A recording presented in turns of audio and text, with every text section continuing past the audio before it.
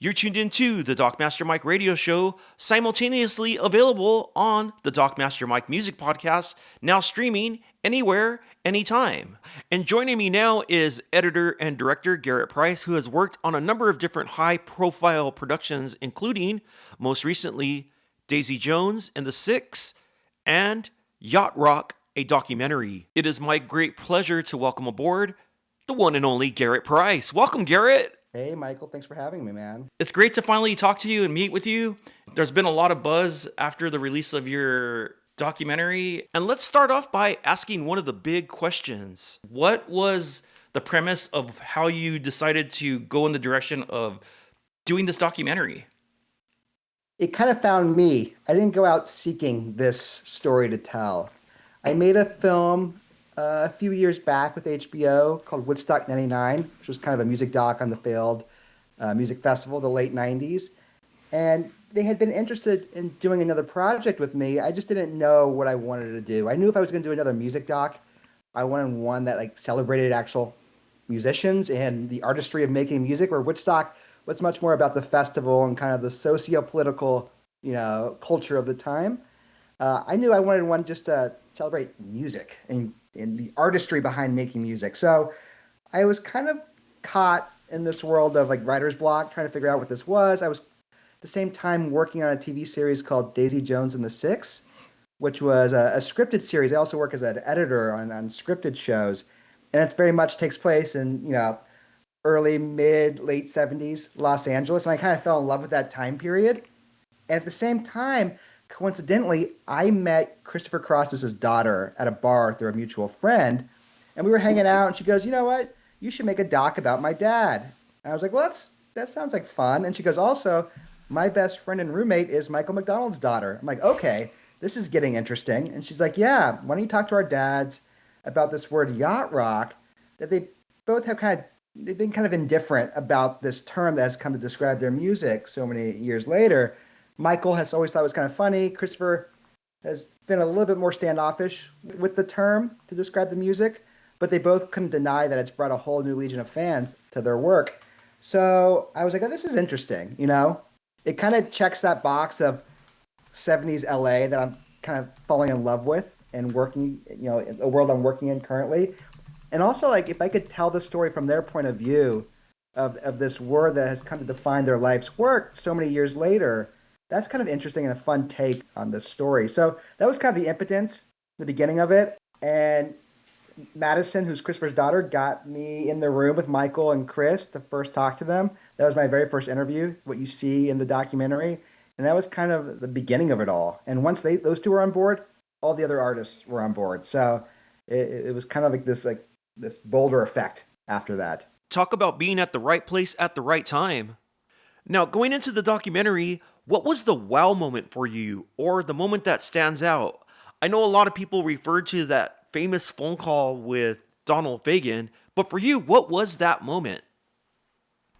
Just the musicianship behind these artists, and how incredible they are at songwriting and playing their instruments. I mean, they truly are like the second coming of those great session players from the early 70s or late 60s, early 70s, and kind of the last, bastion of session players in LA. And I was just obsessed with this time period, this like kind of ecosystem of recording studios across Los Angeles. And these guys were just, all day long and all night long, we're just jumping from studio to studio, playing on each other's albums. They were all like really good friends, which is really interesting too.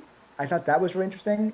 Interviewing them all, I've talked to a number of rock stars, musicians. They're making these documentaries, and you can see what the road does to people over the years. These guys are all so centered, are in great shape, and I think they just were so happy that people are still enjoying this music because they're all kind of just music nerds, the artists themselves. So that was really interesting to me. Also, talking to kind of modern day and current musicians and seeing, the influence that these artists had on them and kind of the modern pop landscape and how important this music is to people like Thundercat and Mac DeMarco and Questlove and Prince Paul. It really goes across the spectrum of contemporary artists and how important this music was to their own art. And I think a lot of that is because this music was in their parents' record collections.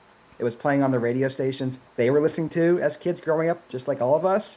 We make a big point in the film really describing this music as the soundtrack of our lives, whether we liked it or not, because it was always there. It was ubiquitous to life. Whether you're at a Rite Aid grabbing a prescription, or a grocery store, or the doctor's office, or as Quest says in the documentary, at the principal's office. It was always playing in the background.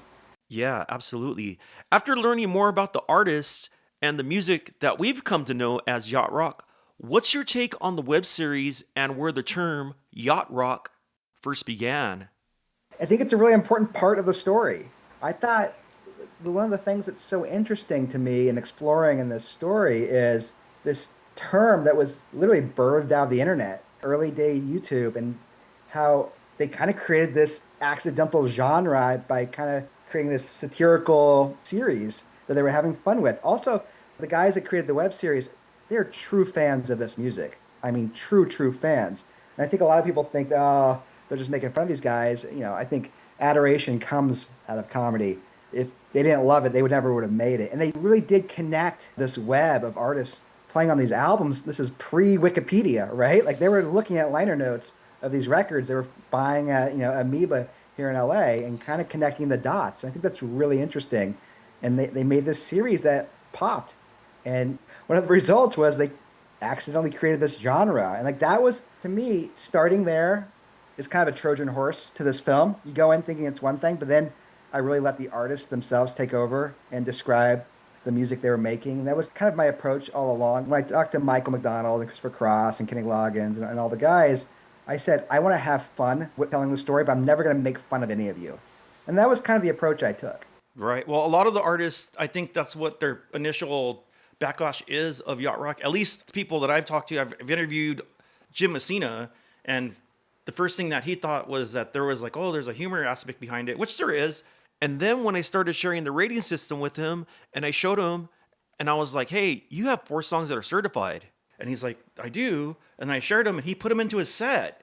So then when we saw him perform, he played those 4 songs: Money Alone, New and Different Way, We Gotta Get Back. Prior to that, he was primarily focusing his set on his country, Poco, Buffalo Springfield material. It's kind of a rebirth of some of the forgotten original material for a lot of these artists. But as you said, a lot of artists had a negative perception of how they were portrayed in the original web series. What do you think of the popularity in the number of yacht rock tribute bands, which seems to have exploded?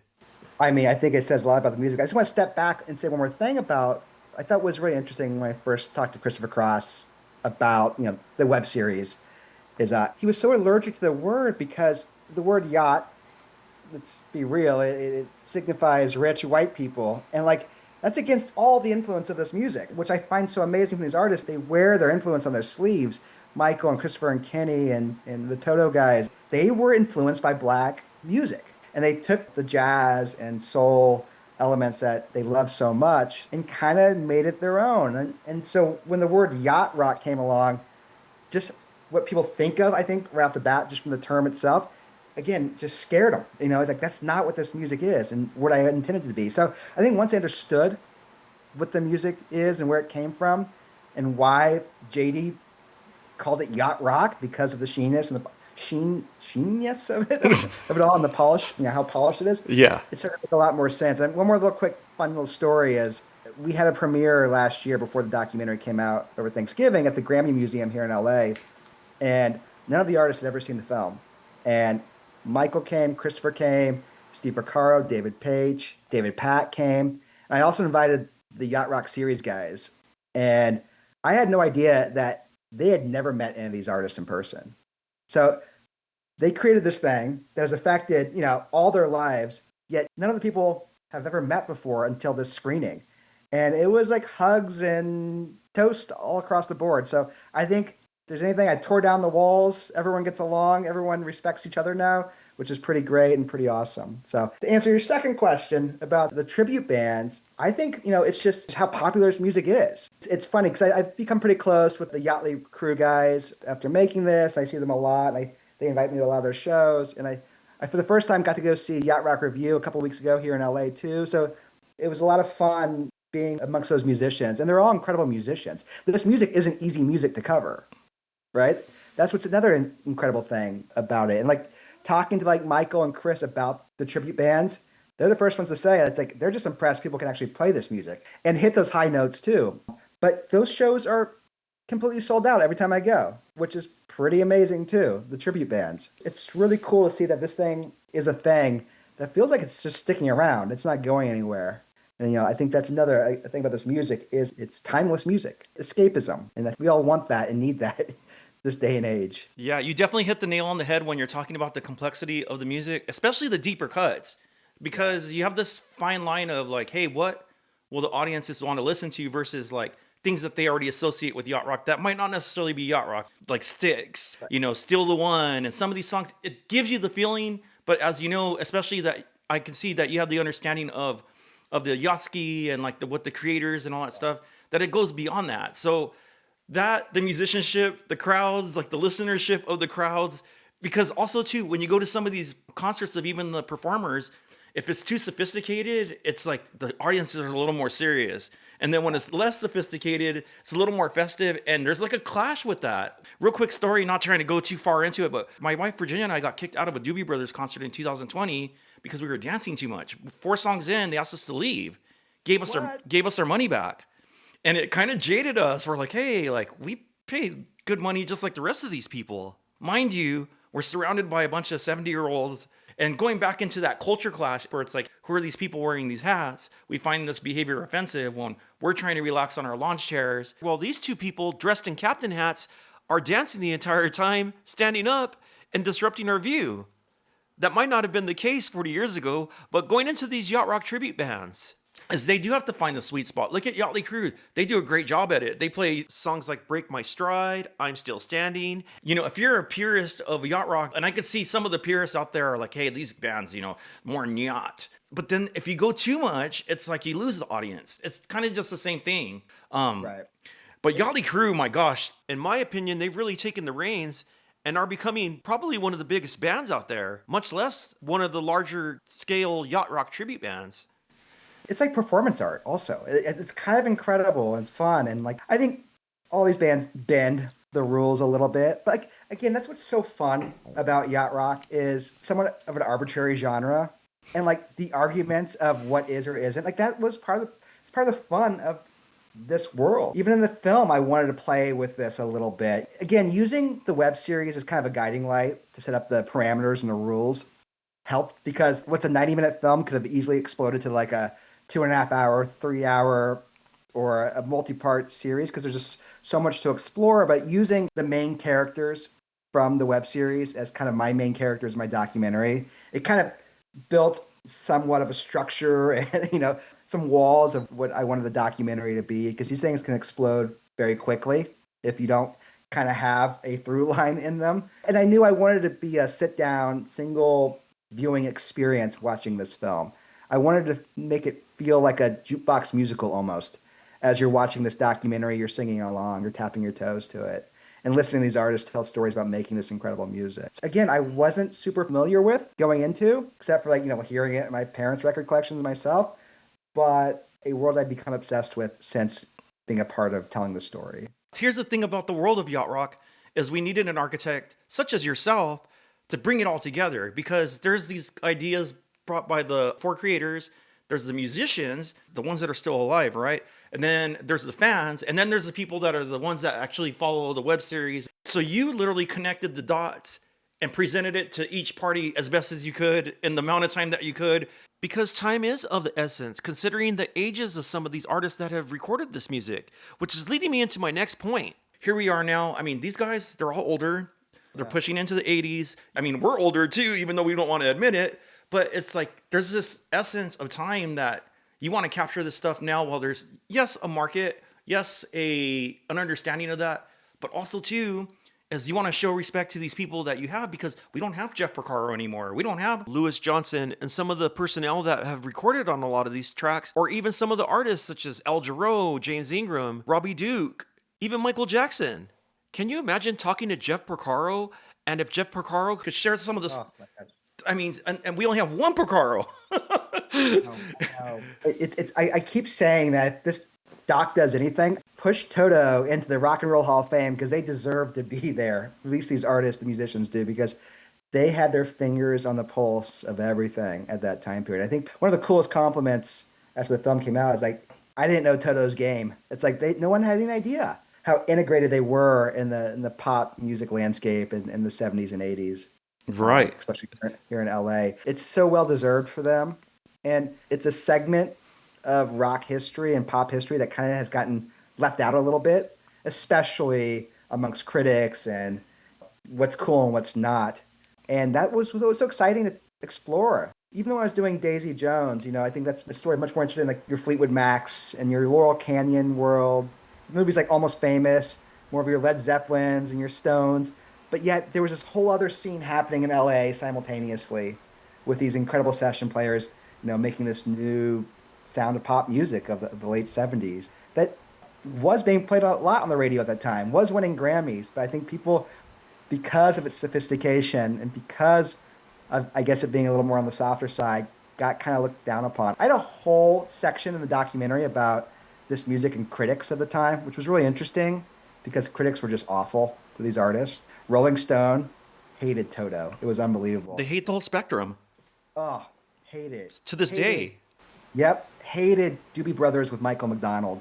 Hated it. We're not big Christopher Cross fans either. Hated Loggins post Messina. I mean, they were just so awful to him. But then I had a lot of people talking about the artist and it just took away from the artist actually talking. So again, one of those decisions like, you know what? I don't need to go here. I want to just hear these artists tell stories about making music during this time. So I kind of reverted back to that. But again, there was just so many stories to tell in doing this. It was easily exploding into something that a bit of a monster. And I know a lot of people wish there was more, but I'm under the mindset I want people wanting more. Seldom join Facebook groups or listen to radio stations to get that. I want to be like, just give you enough to enter this world, and then you go seeking for more. Now that you have gotten into the minds of these artists and the personnel that have recorded on these songs, in your opinion, what was the breaking point or the changing of the guard, so to speak, of when this music started dying off and music such as new wave, alternative, synth pop, when that started coming into the fold? What was that year or what was that album, in your opinion? When it kind of shifted, I was gonna say the explosion for Yacht Rock itself to me is like is always what a fool believes. It just feels like where everything just kind of this is the sound of this music. Where it shifted and changed, man. Again, it's just like that 82, 83 time period. We make the case when MTV really kind of came in and started, opening up this visual medium where music became much more multidimensional. And because like you could see what people in the UK looked like, they looked so cool, right? On MTV, you didn't know what they looked like. And now seeing images to this music, I've got kids. I know how quickly it is to influence and change. I think that felt like the time period to me.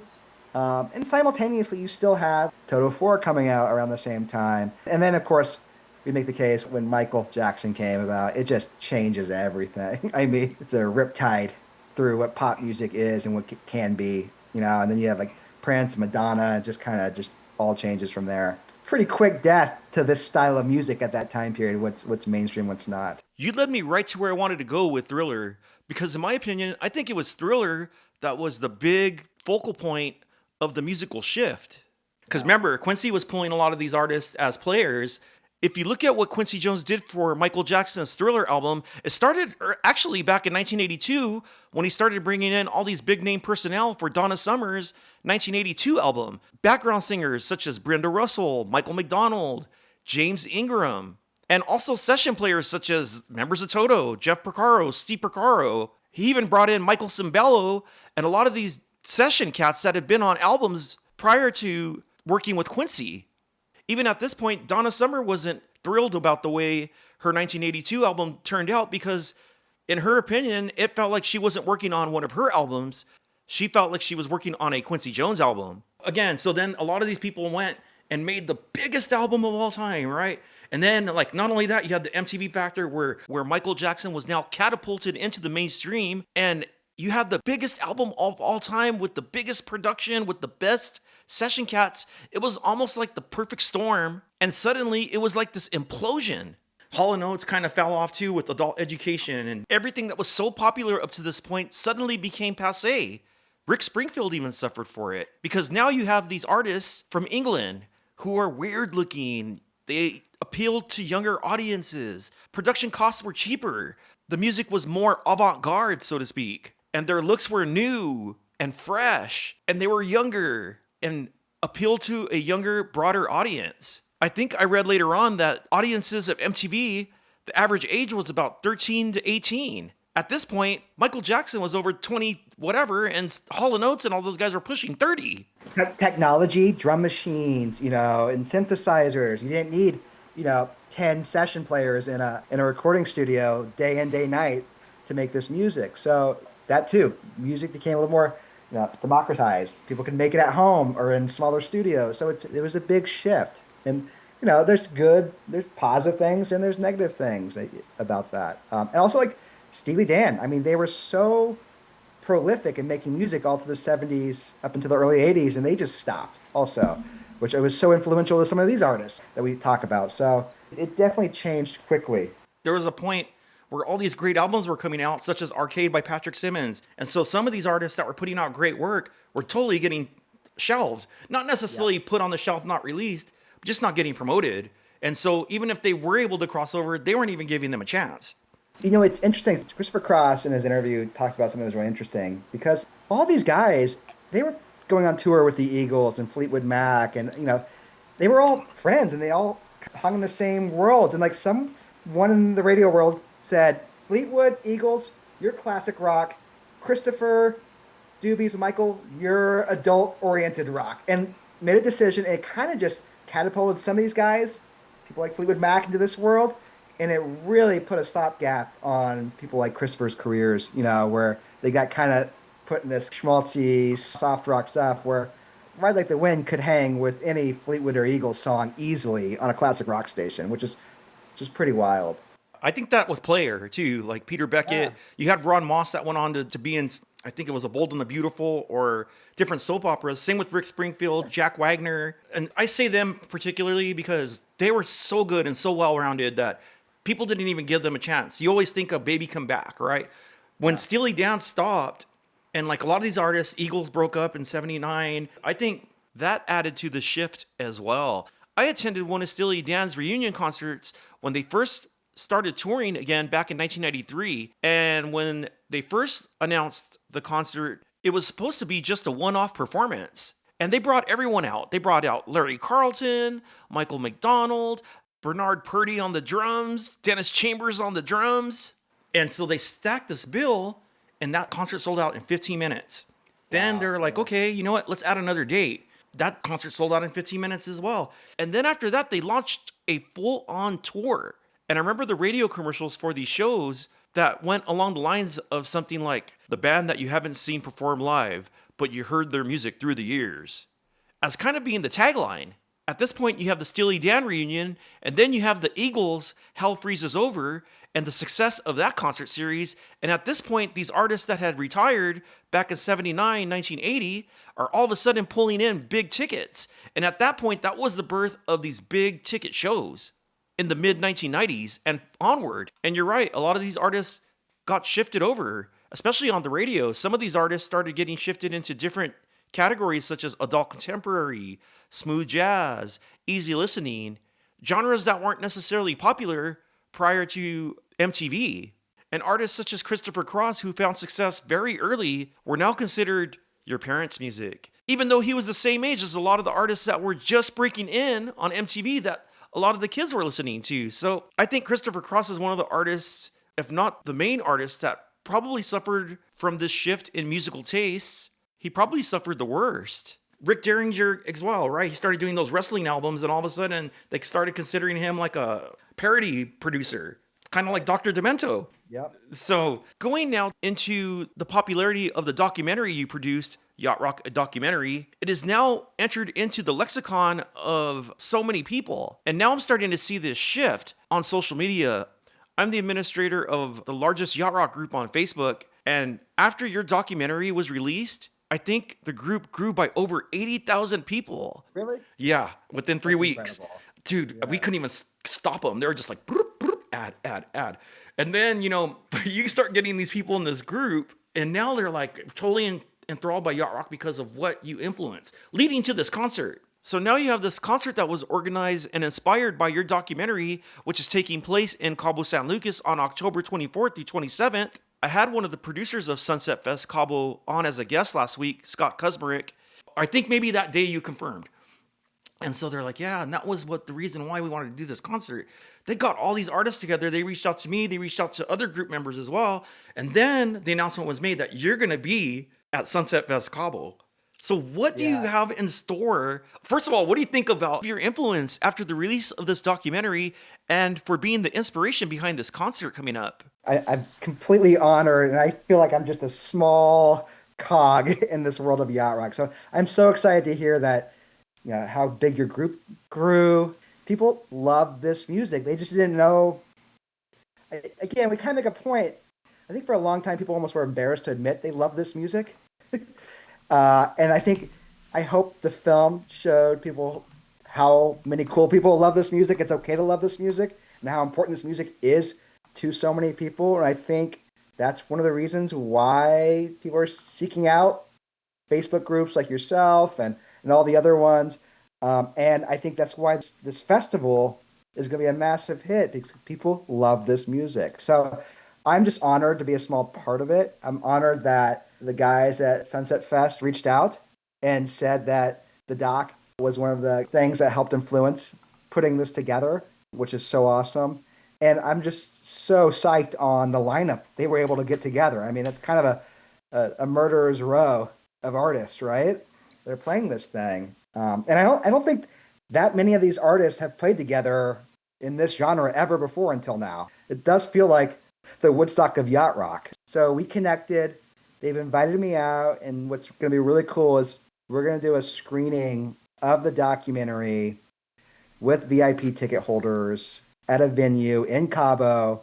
We'll all watch the film together. I'll do a Q&A afterwards to tell stories about making it.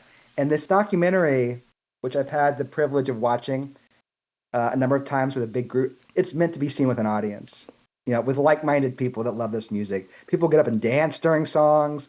People are tapping their toes. People are laughing out loud. People are shouting at the screen. It's almost like a Rocky Horror screening, which I love. Exactly. So it felt so perfect, and like the right thing to do is find a way the documentary can be kind of ingrained into this incredible festival the guys have put together. So I'll be there for a couple days, screening the film, enjoying this music, and I can't wait to meet all the people that have loved this film as much as I did putting it together. Who are you most excited to see at this event? Oh gosh, I've seen Chris Crossplay a handful of times now. I haven't seen Kenny Loggins play live, which I'm excited. Rick Springfield's kind of cool to see. I mean, that's gonna be awesome. And honestly, like Dire Straits' Legacy, I'm pretty psyched to see it. Like Dire Straits is one of my all-time favorite bands. So, not quite yacht rock, but definitely yacht rock adjacent. And I'm very excited to see it in a setting like this in Cabo on the beach. I mean, come on, you can't beat that. John Ford Coley. I mean, there's so many cool people playing this festival. Who are you most excited to meet? Oh man, maybe Rick Springfield. I think that seems pretty awesome bucket list. I got to meet Kenny and Chris making the film already, so How about Alan Parsons? Oh, Bing! I had to give you a little bit of. okay. Here's the thing. I'm going to tell a little Alan Parsons story.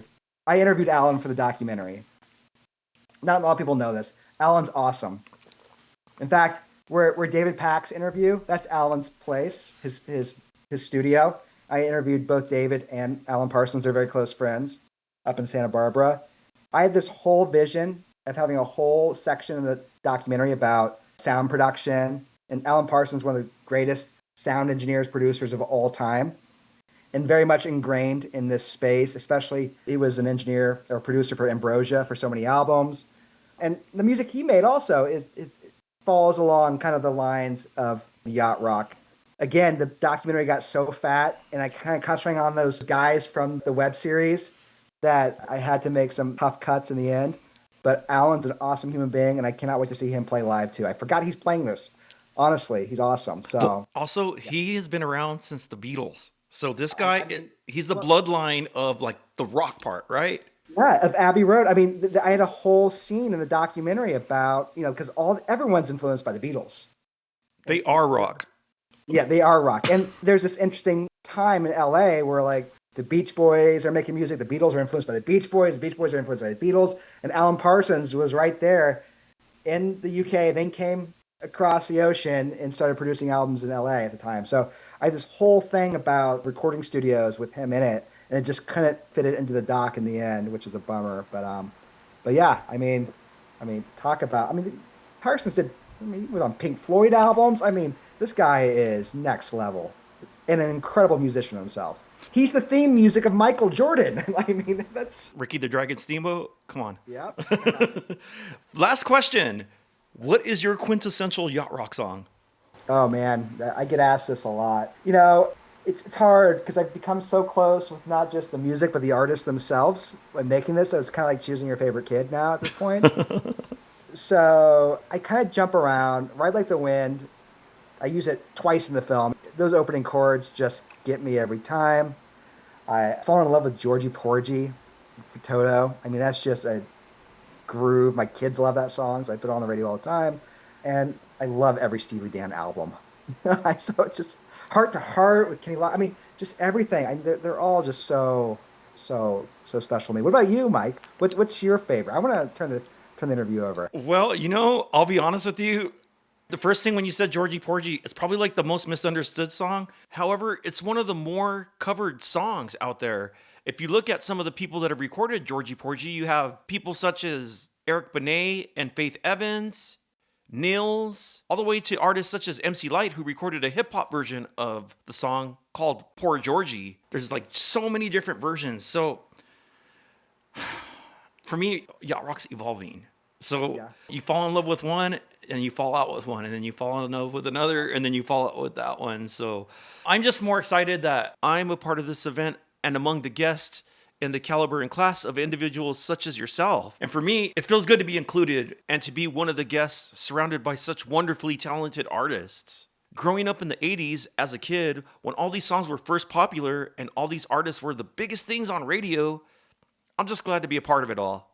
I'm glad that we're going to be able to be among these artists who have been around and have been so influential through the years. Because as you know, as time goes on, a lot of these artists are now passing away. Again, I'm glad that we're here. They're all in good health. Kenny Loggins looks fantastic. Christopher Cross went through his bout with COVID. I know that Jim Messina does not want to do meet and greets because he's had COVID 3 times. So again, we're lucky to have these artists, and it's just going to be a great event in Cabo. Absolutely. The first question I would always ask them, I go, okay, tell me about touring in the 70s and now touring when you're in your 70s. And they loved hearing that question because they all still make music and they all still go out there and share it. And I'm so glad people are still going to the shows. And it feels like more people than ever now, which is really special. Again, I'm just excited to be a small part of helping the legacy of these artists and this music. Well, Garrett, I do want to thank you for joining me today. I do appreciate you taking the time to be my guest. And I enjoyed hearing your stories and talking with you and getting some of the behind the scenes secrets about Yacht Rock, a documentary. Oh, and I'll see you in Cabo. Will you be there? I'm absolutely going to be there, rolling with the punches, so to speak, with you, right? Amazing. Yeah, absolutely.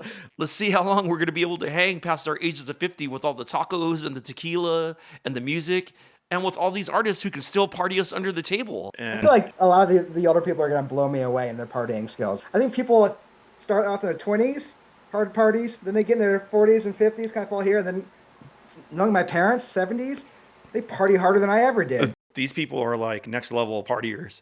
I know, man. Garrett, it's been great talking with you. It's going to be a great time down in Sunset Fest Cabo. Garrett's going to be doing a special screening of a Yacht Rock doc. Tickets and packages are still available at www.sunsetfestcabo.com. There you will see the lineup, the artists, and some of the events that are taking place. More announcements still to come. You've been listening to the Dockmaster Mike radio show and the Dockmaster Mike music podcast, now streaming anywhere, anytime.